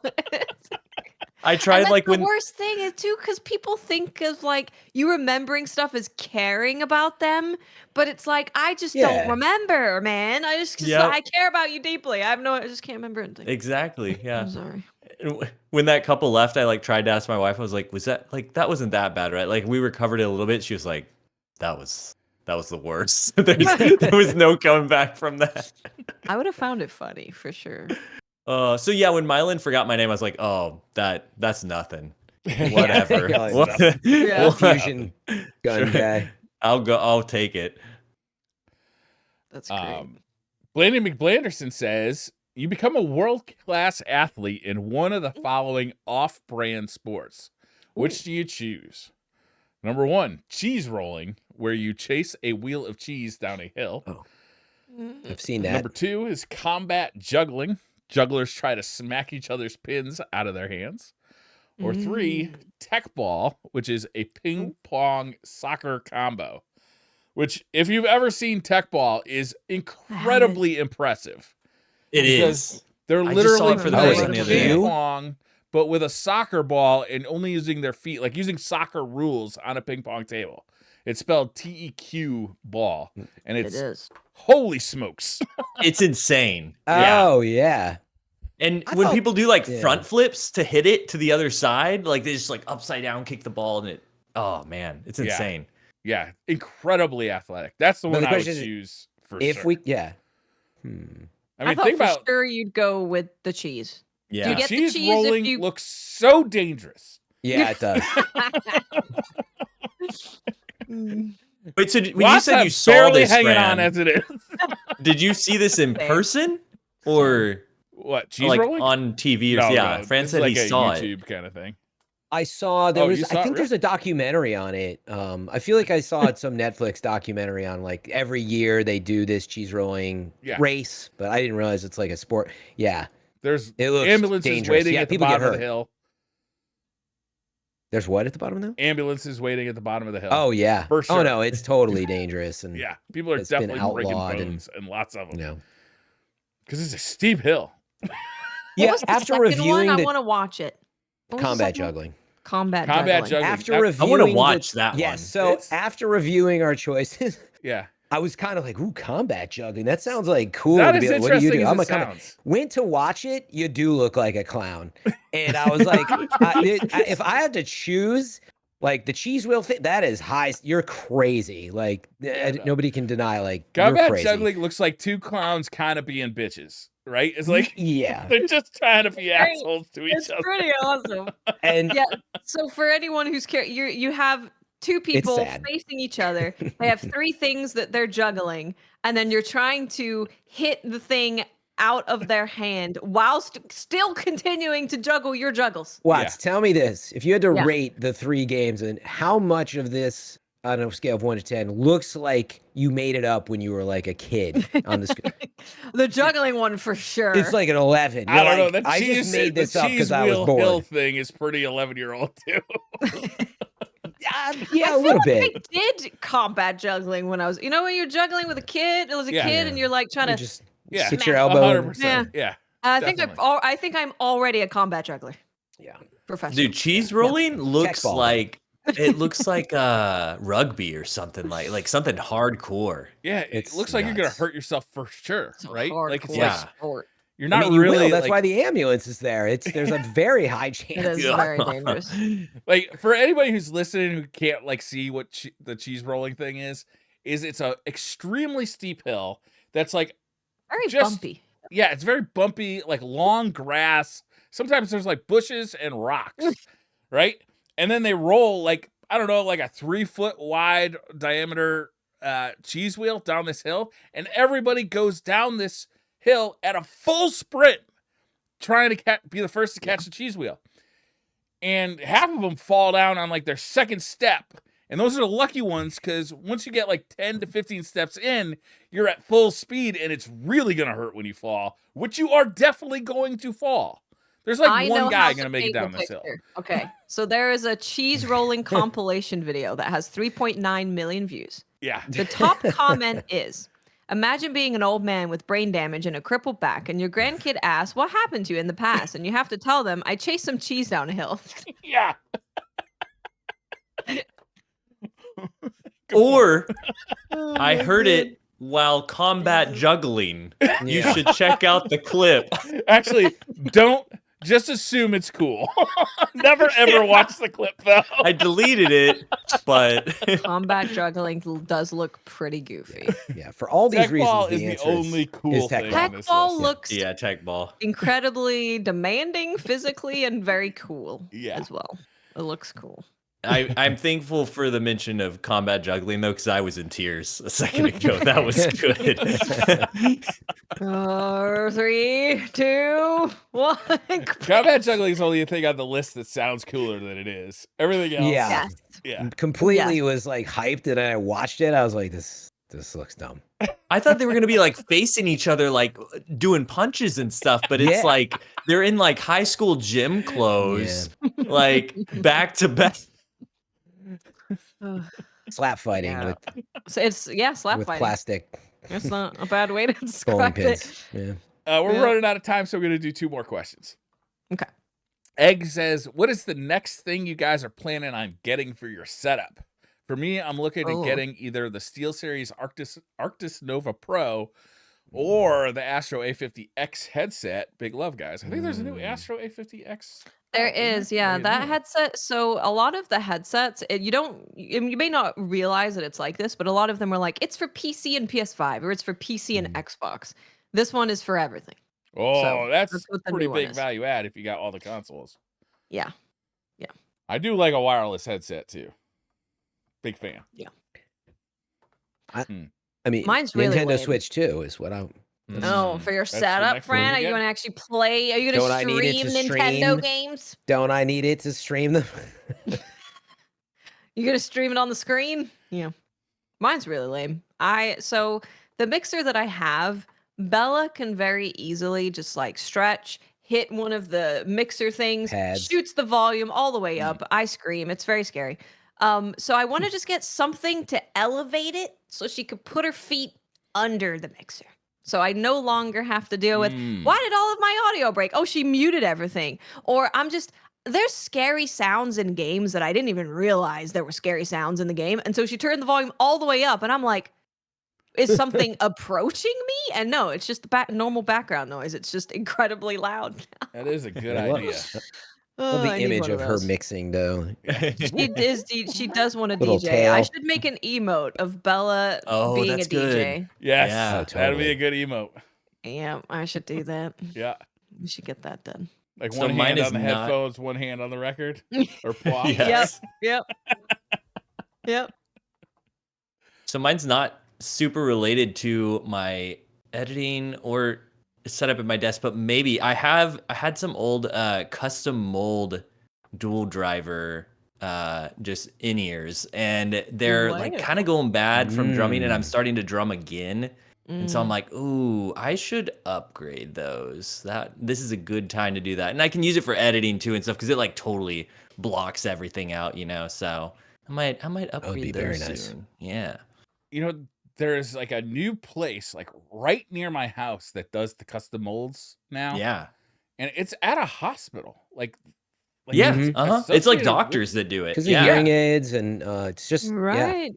Yeah, so I'm gonna go over there. I think the next time I get like in-ears, like why not, right? They're nice. Yeah. If you if you're on the plane a lot, or like do any traveling, or just around loud people, then yeah, they're amazing. I wear noise canceling headphones like a lot because like you like mowing the lawn or hanging out with the kids, Scooping snow off the roof, Yeah, snow raking. snow raking. No, I- now it's- that's a sport right there. Today I was It is busy in- blowing Oh, pine yeah. cones for an hour. No. It is impressive, Briar, how much we use headphone or sound muting headphones just to mow the lawn. Like, Oh, I yeah. swear I use it Amazing. so much just for that. Yeah. It's great.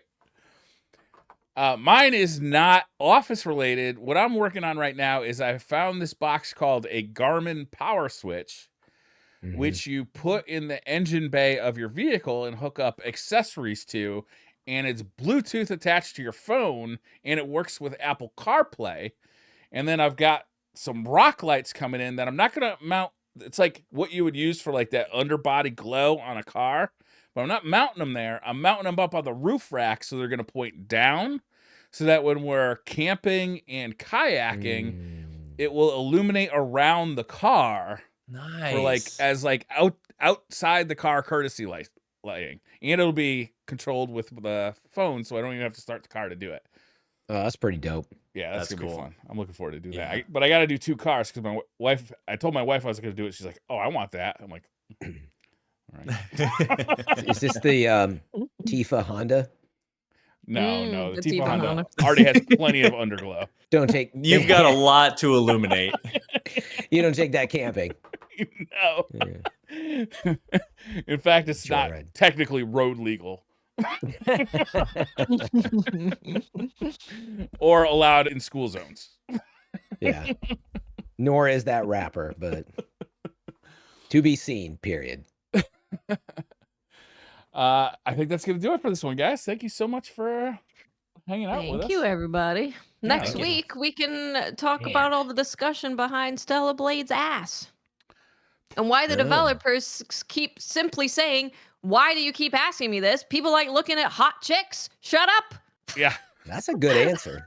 That's just their answer. Everyone's like, why did you make her so sexually appealing, so sexual, so attractive? Like, well, you're behind a character like all the money. time, and people like attractive people. So Yeah. she's attractive. There you go. She's got 30 outfits. Have fun.